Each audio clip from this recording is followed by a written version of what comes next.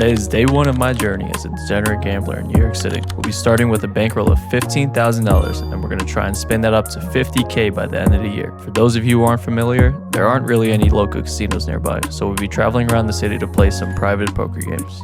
Today we're playing 5-5 no limit hold'em in Queens and we'll be buying in for $1,000 to start. Within the first orbit, we pick up everyone's favorite hand, pocket jacks.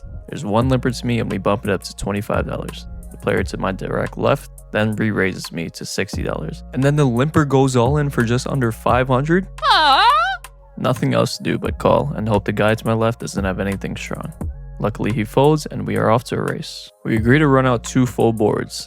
And we are good! We're off to a great start. Let's keep this momentum going. Next hand of the night, we play a pot limit Omaha hand. We get 2 limpers to us, and we look down at a beautiful Jack, 8 double suited on the button. So we bump it up to $25. We end up going 4 ways to the flop of 10, 8, 9, 2 heart. Checks to me, and I decide to play my hand cautiously as there are 3 other players who could easily have a stronger hand. Turn is now the king of hearts, so the flush draw gets there, and the first player to act bets out for $50. One player calls, and for this price, I can't go anywhere just yet.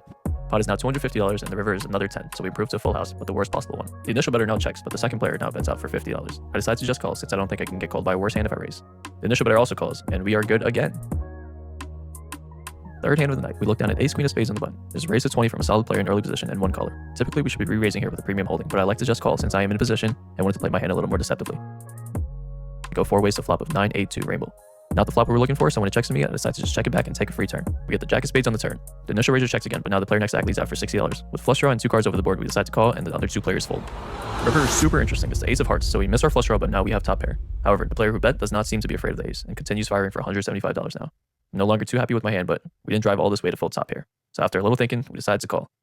Show me a bluff one time, please. Nope. Unfortunately, he shows us pocket 2s for bottom set, so we lose around $250 that hand.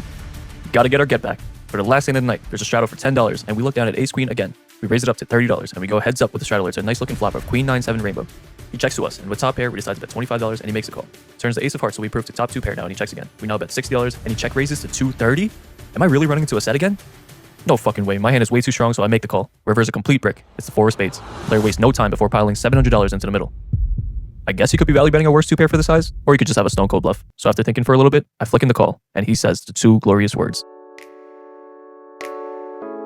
We were in the game for 1K and out for 21.35, walking away with a solid profit of 11.35. Thank you guys for watching, and stay tuned for day 2 of my journey.